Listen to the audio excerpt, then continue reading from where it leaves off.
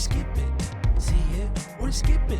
See it or skip it. Welcome everybody to a new See It or Skip It. We're so glad to have you back with us after a bit of a long hiatus. We're going to be talking about Send Help, a couple other things that came out previous weeks, our Sundance recap, obviously, and a few TV shows that are out that you can watch right now. So thank you all for joining, and I am joined by two of my favorite critics, Kent Dunn and Rebecca Frost. How's it going? Hey. We've kind of missed this. Yeah. I missed you guys. I don't know how to do this. The couches are so, they get so cold. What do I do? Whatever I do with my hands. I need 2 mugs. We'll be very expressive as we get into this because there's some stuff that we have to talk about. Yeah. First up, let's jump into Sundance Film Festival, right? This was barely ended. Yeah. They put out their winners. None of them that I was thinking of, except for one that I had seen. But The clear winner, I think, probably. yeah, but Because also, the festival was a bit of a dud. yeah. So let's first talk throwing out about that this. take. Yeah. Because the festival vibes were, and I thought it was just me, that it was me that was depressed and sad. No, it was the festival too. Mm-hmm. There was an air of nostalgic depression of like, Yeah. I know this is over already, so we're just kind of, Burning steam. Yeah. Essentially, okay. Truthfully, I think a huge part of it is the weather. We have had 0 snow. Yeah. Yeah. And snow is just such a huge mood setter for the Yeah. festival. you need that mood. And I don't know what it's going to look like in Boulder when they go there, but this one really felt different because of that. A lot of people came for the first time and were looking for that snow too, and Yeah. they just didn't get it. It's also tough because they're showing the history of Sundance. They had many premieres of movies that came out 20 years ago, Little Miss Sunshine and just classics Saw. like that. Saw. And then all of a sudden they're like, remember these great movies? Here's a new selection that's okay. Here's a Charlie XCX movie. Yeah, it felt like, see, and it's tough to ding them too much because obviously, You never for know. anybody that submits a film in a Sundance, it's the greatest thing ever. So you don't want to be like, this was the worst year, Yeah. and then have someone be like, but I won. Or like, so, you know what I mean? I don't know if that, but there were a lot of films that, yeah, just didn't necessarily hit the high points that we come to expect from Sundance. So Kent, what was your high point for this? What did you like, and what was one that maybe you didn't like? High Point was called Undertone. It's a horror movie that comes out in 2 months. It's already an A24 movie. Okay, so I'm hearing the last 20 minutes of this movie is insane. Yes. okay. Who's in it? Nobody. It is. Well, everybody's somebody. Yeah, everybody's somebody. I mean, that's the thing. I just don't remember her name, but she's the only person in this movie. It is Okay, so there is a person. It's one woman, and she's taking care of her mom that is comatose, and so, but she's the only speaking role. But she's a podcaster, and you hear one other guy's voice that she podcasts with, and they get sent these audio files because they do a supernatural podcast, and she's an unbeliever, and someone's like, hey, play these. Just see what happens. A24, if you're a member of the club, they've been sending out clips of like just Is the this audio. The one with those teasers that have been Oh. coming out of backwards audio? Yeah. right? Yes, it That's would be. fascinating. But like I've been getting text messages of just audio, and I'm like, oh no, thank you. I've gotten No. text Don't messages. need That might not be A24. I'm not sure who's sending that. That was me. Don't play From a those. burner phone. Based on this movie, yeah, don't play them. I haven't. It's one of those where I always want to be surprised by horror at Sundance, and nothing else was except for I saw this one late, and I loved it. Okay. Worst one was called The Musical. This was an Oh, I online like. release.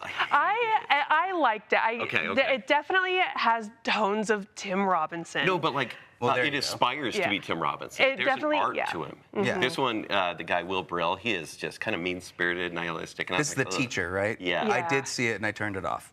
I hate it. I enjoy it because The you. dude is so unlikable. That's He's the the thing. most, Yeah. and Tim Robinson's unlikable in a quirky way. This guy's unlikable in a could get arrested soon kind of way. But like you guys know my type of humor, so know. the plot of the actual musical, I was like, oh, this is actually hilarious. Yeah. No, I get that. So what was your favorite for the thing? I didn't end up seeing a whole heck of a lot.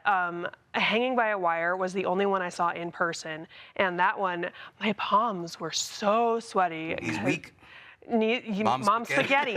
And but I didn't realize it took place only like 2-3 years ago. Yeah. Yeah. And some incredible footage because it takes place it's a documentary about an event in Pakistan where a trolley car wire snapped. It's hanging by a wire. This village has 2 different sides of their town, and yet they have to get from cable cart from one end to the other. And this also takes the kids to school. Yeah. And 8 people, 6 kids included, are on this when one of the cables snap. and then the other cable is just about to snap. So the documentary follows their rescue, and there was a guy there who had a drone, and so there's some incredible footage, and I didn't know how the story ended, so the entire time I'm like, Yep. who? And I'm talking to the girl next to me, I'm like, this is insane. And you're screaming because you're like, the bureaucracy stopping this rescue from happening. Yeah. That was so Then you're like, fascinating. they're just up there all day. Get them. And not just Yeah. that, it's more like, do not disrespect us for having a plan, you local person Yeah. that might actually be saving them. We've got a plan. Look at this influencer over here that knows how to zip line. We're gonna bring him. And you could tell he was already way out of his depth for it. It dipped into the night where they were still trying to do this rescue. It just got more and more tense. I watched this with my mom, Sundance at home, and we were both just like, well, we're pretty distracted now. This is Yeah. this is crazy, Indeed. but so good. Yeah. I really liked that documentary. Was that your favorite then? That and Josephine, Yes. very sad, very heavy, but extremely well done. Yeah, the way that they shot that visually it was literally haunting. Yeah. Like, some of the most horrific personal moments. Yeah. And Channing Tatum stars in this, and I don't want to really talk too much about the plot because Yeah. the minute you give the plot, no one's gonna watch it.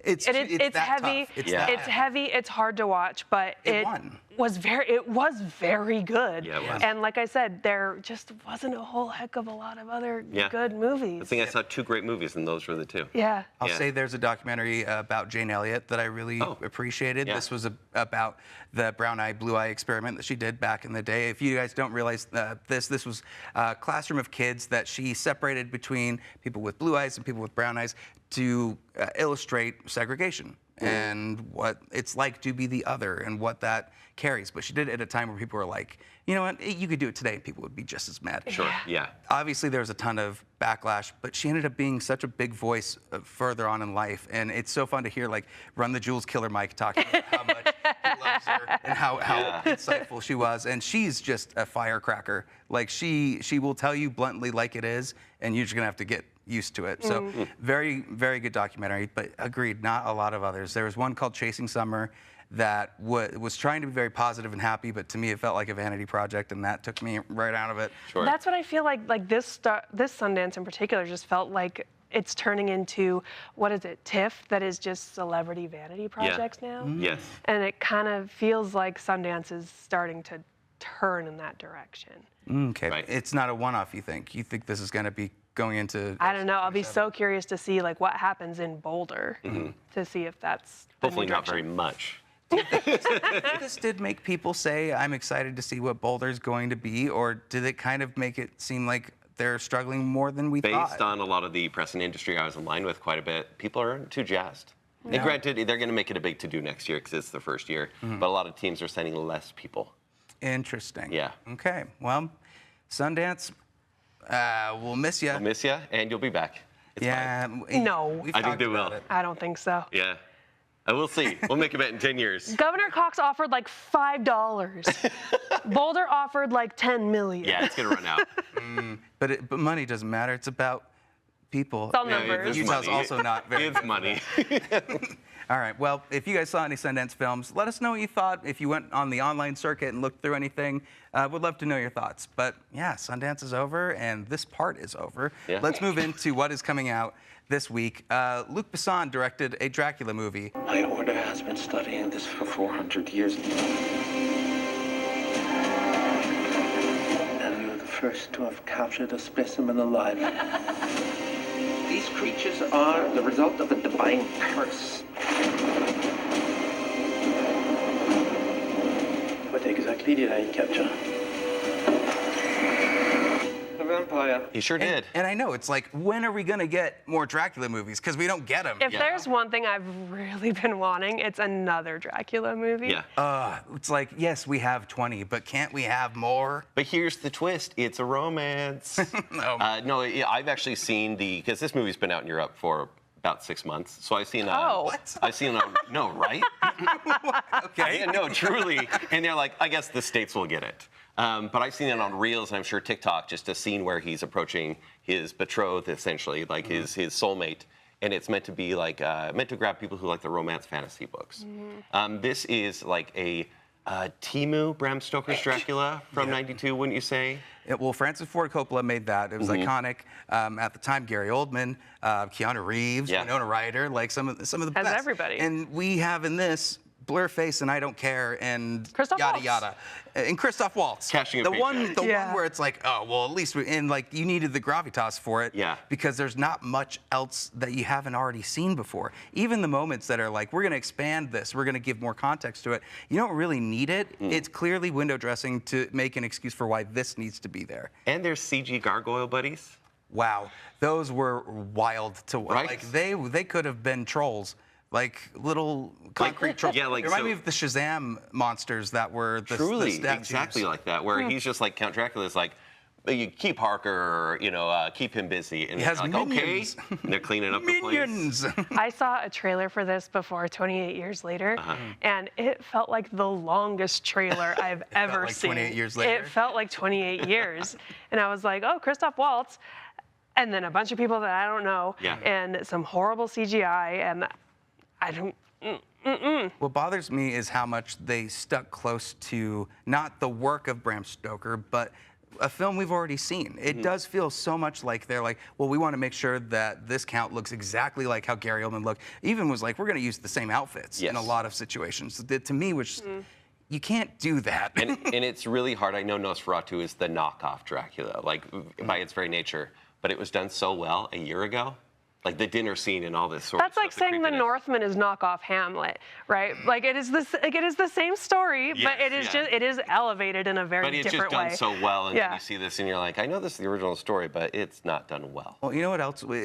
Speaking of Nosferatu, the dialogue and the language that was used in there was so of the time period that Yes. they were shooting. This doesn't really have that so much. The Were they dialogue's saying stuff like "cool"? 6, 7 for everything. Yeah, it was a lot of weird stuff like that. It just didn't really hit the same way that you would hope. And Yeah. when you see something and you've made so many Draculas, everyone has a favorite, and that is the test for whatever new thing comes after. So Right. it's always an uphill battle. I don't know why Luc Besson did this. It seemed to have done really well in Europe. I guess. don't- I hope or maybe not. they were like, we don't want to send it to the U.S. because it's not doing good here. Well, yeah, we'll either. just like we'll shuffle it in real quietly because Well, that's really what's happening. And there was a funny Dracula that came out last year, right? It was there. Yeah, it was like Dracula, like it was some kind of Oh, like Renfield. no. That was a great movie. I love it. Was Renfield. I have bits about Renfield, but no, there was another Dracula movie that came out last year that very indie. Oh my goodness! I'm Now not sure I I've remember it missed either. it. I'm I mad. Maybe we swore should- you we told talked me about about it. it. Can we do a Dracula episode? It's Yeah, maybe next we should. Halloween. We're only Dracula gonna talk about bracket. Let's do a Dracula bracket. Dracula. Dracket. Jacket. Done. Who are we? All right. So this is a skip it for Let's you. skip it. This You is- don't recommend yeah, it? weird. Skip it Strange. for me. So Rebecca, don't count on going and watching this because it's not going to be one that you're going to want to sink your teeth into. Oh. Let's move into the next show, which is Iron Lung. This is not an expedition.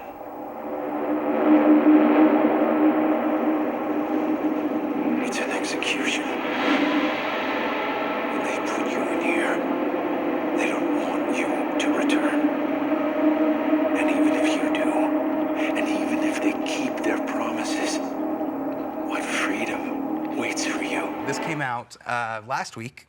Markiplier, anybody that's watching this probably doesn't know who he is. I'm so sorry. Let's pop him in the corner. Yeah, there he He's is. doing a let's play. Let's Yeah, watch for us. Yeah, you can probably see him right now doing some type of stream or something. Yeah. But he's a very popular YouTuber, has about 34 million subscribers, which is not a real number. But he totally wrote, directed, edited, starred. This is based on a video game. And the production the budget that he had was at $3 million, and we both know that when you're looking at marketing and stuff, you have to times it by 2.5, so about $6 million. Yeah. It's made $20 million so It's far. insane. It's really doing very well, and it has to be because of his followers, right? Yeah, and so my understanding of the video game is you're in a submarine in an ocean of blood. Yes, That's all I know. accurate. So which Same for the it's movie? Great way to do some body horror stuff, right? Because it's just you're in an ocean of blood, and you're in the Titan submersible pretty much. and it's seriously, not to be Yeah, sure. rude, but Not to be that's- uncouth. It's just like one guy, so it's a bottle episode essentially. He's a prisoner, Okay. and he's gonna basically in this way like Suicide Squad thing where he's going to get his sentence removed. Okay. He'll be out soon, but that's not really the case. They're keeping him down there because they have to catch something. Meanwhile, something may be alive down there too, and he's just in this place. It feels a lot like a pandemic movie where we're keeping it very constricted, claustrophobic, but it works for the story that they're telling. The story itself, for the majority of the mid part, pretty repetitive. It's the same thing. I would imagine. What was that? I'm gonna go see. I'm gonna walk down here. I'm stuck. And a lot of like the lights, they won't go on unless you press a button.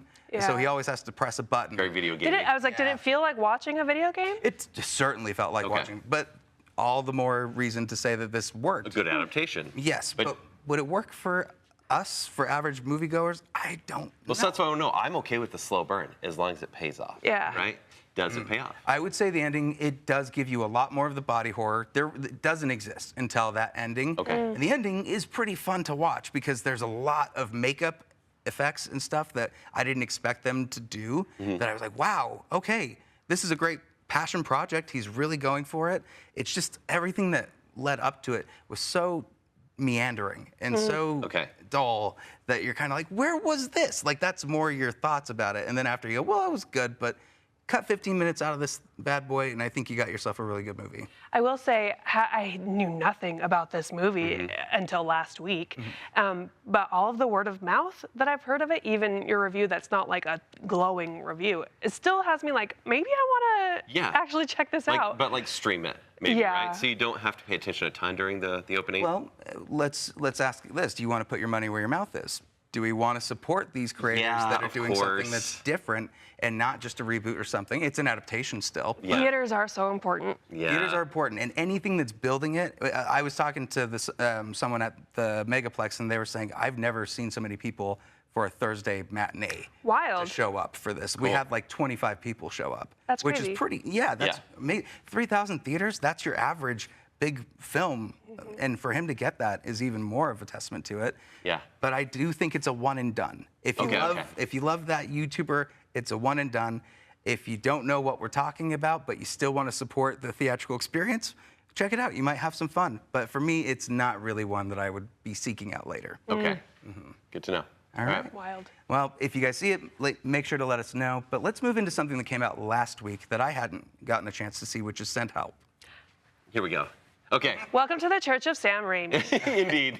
This movie, Rachel McAdams, stunner. Where's her awards? Woman needs more awards. The Lifetime Achievement Award, honestly. Yeah. Rachel McAdams, Dylan O'Brien, she plays this very homely, comely, like hunched over, smells bad, bad hair, bad outfits, woman who woman who works in an office, which is very generic office. Oh, yeah. It's so funny. You have no idea what they do, but they are just throwing out general office jargon. TPS reports. Absolutely. Exactly. And Dylan O'Brien takes over from his father as the new CEO. In a blink and you miss it cameo from Bruce Campbell, who is the deceased father. Yeah. And Rachel McAdams, has been promised a VP position, and it gets passed over for one of his bros. And something we learn about Rachel McAdams' character is she's a Survivor enthusiast. She has a ton of books about surviving in the wilderness. She watches Survivor. She has auditioned for Survivor. And the bros find out about this and make fun of her, of course, but karma shows its beautiful head, and the plane that they are on crashes. And so she and Dylan O'Brien wind up on an island together, and the dynamics have flipped. Power dynamics, stranded on an island. Convince me, Kent, that this isn't just Triangle of Sadness.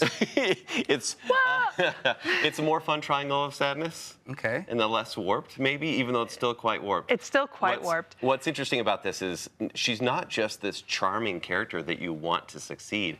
She's a little messed up. She's a little messed up. And so you're afraid of her. You're not just like, yeah, take the boss down on the island. You're like, you may have gone too far. She's not just a fan of Survivor, but she has like some knives taped to sticks in her backyard or something. She thrives on the island. Yeah, like she would never leave. She doesn't want to leave because she's in her element, and it reflects in her costume and makeup changes and hair changes too. Like she becomes so beautiful. She's already beautiful, but like she is thriving on this island. That's funny. And like Dylan O'Brien, why do you want to leave? You're with this beautiful woman who's taking care of you and feeding you mangoes. Food and all that why are you whining? Yeah. I mean, I love Dylan O'Brien. How is he in this? He's so good because you hate him. Okay. And then you kind of like him, and you're like, there's a chance for you. And then you're like, oh, wait a minute. Yeah. He's great. Like, and it is, I will say the script got a little weak at times, right? Got a little standard, but because these two are so talented, you're like, I'm in. Everyone is firing on all cylinders. Sam Raimi exhibiting his finest Sam Raimi. Does he have that iconic indie camera work where Of course he does. Do you want a boar cam? Because there's a wild boar cam. there's a boar cam? Yeah. They were gonna say boring, but like No, that's not boring. Danny Elfman doing the score. There's supernatural jump scares where they don't need to be. And you're like, I'm so into this. And you're like, what is going on? But like, it's just such a fun ride. It's not a perfect movie. No. But like, you get to the end, you're all. And I actually had issues with the ending, and I'll talk about it. I did too, yeah. But I will say, like, I just walked out with a big old smile. And I said, welcome back, Sam Raimi. Good with the crowd? Yes. Yes. Perfect with the crowd. See it with the crowd? See it in Yes. theaters? Yeah. Yes. Oh, yeah. I love when I hear that. That means that we've got something good here. Absolutely. And I follow Shannon and Swift, the screenwriters for this movie. I follow them on social media. Yeah. They're hilarious. Okay. They wrote like Freddy versus Jason. Like they. No, isn't that so funny? Underrated. I Here it is. There's the one. But what? It was great. Sam Raimi. That blue hue on everything. Yeah. Sam Raimi fought for this movie to get a theatrical distribution because it deserves to be seen in a theater. Yeah. And thank God he did. Yeah, truly. Okay, so of the movies, we're going to see this in theaters. That's our recommendation. Yes. Please. I can't wait to check this out then. Thank you for selling me on it. Yeah. Let's jump over then to what's out on streaming. And this was one that came out a couple weeks ago. It's a Marvel show, but it's not very Marvel-esque, is it? No. More like the studio meets Marvel. Yes, we've got Wonder Man. It's very fourth wall breaking. This is a film that's coming out, or a series that's coming out that who's our main character in this? So Yahya Abdul-Mateen II. Jeez, one of you something to jinx it. I guess And Ben Kingsley. Ben Kingsley. A little easier to say. Yeah, but and it is Yahya's show, but at times it does feel like Marvel is like, oh, you recognize Ben Kingsley from a bunch of other projects that we've had him in. So He played a terrorist in Iron Man 3. He played a fake terrorist in Shang-Chi. He had, I think, a short that was done when Marvel was doing their little short thing. And in the Wonder Man show, it does kind of feel like it's Ben Kingsley's show rather than Surprisingly. Yahya's. Yeah. But I liked it. I liked it. I just felt like I would have liked some more for Yahya. I think it's a way to introduce him because he becomes, like, for me, the dominant lead at some point. Yeah. The clever thing about this show, because I don't like Marvel TV shows. In fact, I generally skip them. No. But this one, I went, wait a minute. It's not about a guy who's a D-list superhero that I barely know from the comics. It's about a guy that is auditioning to be in the movie of the Wonder Man show he liked when he was a kid. Yeah. And I was like, oh, and he also has latent superpowers that are very dangerous. Yep. And I was like, wait a minute. And then you get to like, and I'm like, I'm into this. It is a little studio heavy where it's like inside baseball. But you get to episode 4 and they tell the story, a one-off story about this superhero named Doorman. And I was like, what in the world am I watching? And I loved it from that moment. Well, in I think the first or second episode, they introduced a thing called the doorman waiver, and I was like, "What is the doorman waiver?" And I googled it, and it's like, "Oh, this is just a thing in the show." It's like, oh, "Okay, weird. I guess I will watch." And then the way that they introduce the origin of the doorman waiver is awesome. I can't believe you don't like Marvel TV. Yeah. I've been saying for years, I think Marvel needs to just do TV. You know what this felt like? A Netflix Marvel. What? I agree. And here's what I liked about it, but here's what I really ended up not liking. And honestly, the performances are the main thing. Like both of them are great. I love their buddy Yeah. duo-ship. Like it's like a buddy cop, but for Hollywood, where they're like, we just want to get a paycheck. Just actors auditioning together. Yeah. Yes, and I love that. Here's the thing.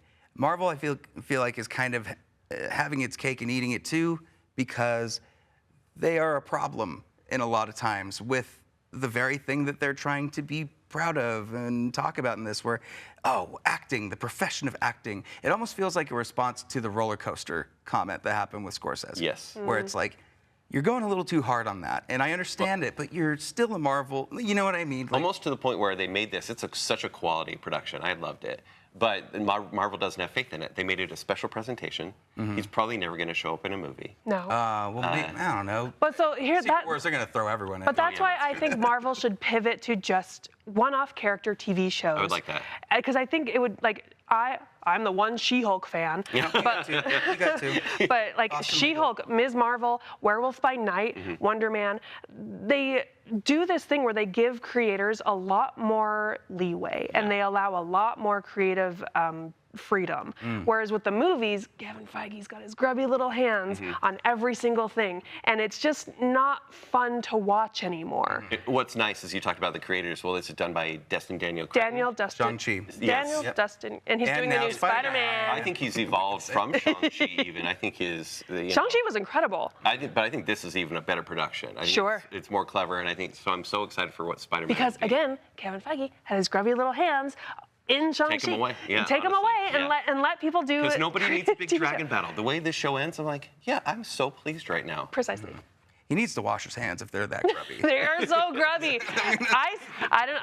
The one person who saw the Marvels, but like the ending of the I love Marvels that too. Nia DaCosta is a great director. was great. But she has even said like, She had I no could only control of that. I could only do so much. And a real Jonathan Majors pickle. It Yeah. was what it seemed like. Right. And that whole phase was a Mess. disaster in Yes. that. I think this is a see it for people that don't like Marvel and maybe haven't seen a lot of Marvel. Yeah, it's fun. Like, you literally don't have to know anything about Marvel. Yep. They reference so much stuff in the real world Mm-hmm. that you're like, okay, so Severance exists in this world. Josh Gad and Frozen exists in this American world. Horror Story. American Horror Story and Ryan Murphy exists in this world. Christopher Nolan. Like, they just reference so much stuff that you're like, Yeah. okay, where are we in the universe? But it's exciting. It's exciting to see them actually deviate from the formula and try something different. Even if they're not 100% sure it's going to work, at least they got it out. Yes, Yeah. and I think that's it. I think Batwoman, they're Batgirl. pivoting to, hey guys, we're just continuing Endgame with Secret Wars and Doomsday. And I think that's a bad move because there's little gems like this that exist. Yeah. So I think, hot take, if they had really built Shang-Chi to continue the phases, we would be way better off. Yeah, I got a lot of opinions The about new Marvel. Iron Man or Captain America, Truly. if he did, things would be different, and I might think for the better. yeah. Yeah, I mean, Grubby little hands. got a lot of opinions about Marvel, but Me. He's gonna read this and be like, I'm gonna get him. prove me wrong, Kevin Feige. I Take it dare easy. you. No screeners next time. Oh boy. Well, it's a see it from all of us. Yeah. Yes. And I think that about closes it for this episode. So thank you everybody for joining us. One more thing before we go. I do have to give this recommendation because it's been a few weeks since we've been on, and it's because my dad passed away suddenly a few weeks ago.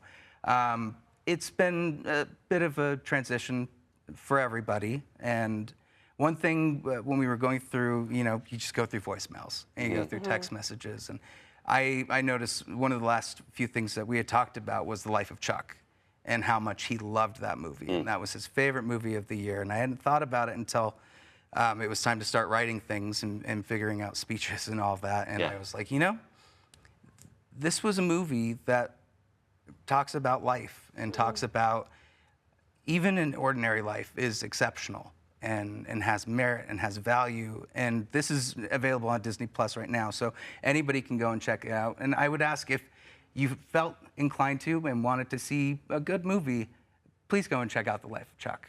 It's great. It is great. It is great. Thank you. Yeah, of course. Yeah. Thank you for everybody for watching. And I love you, Dad. Make sure you check out all of our other content reviews, the Instagram, our social media. I don't remember where you guys are. Where do they It find doesn't you? even matter. The internet. Yeah, They're on the internet. They're on the internet. Yeah, Go you on find us. Netscape. Have fun. Thank you so much as always for watching. Here's a sneak peek at what we're going to be looking at next week. Let us both be damned.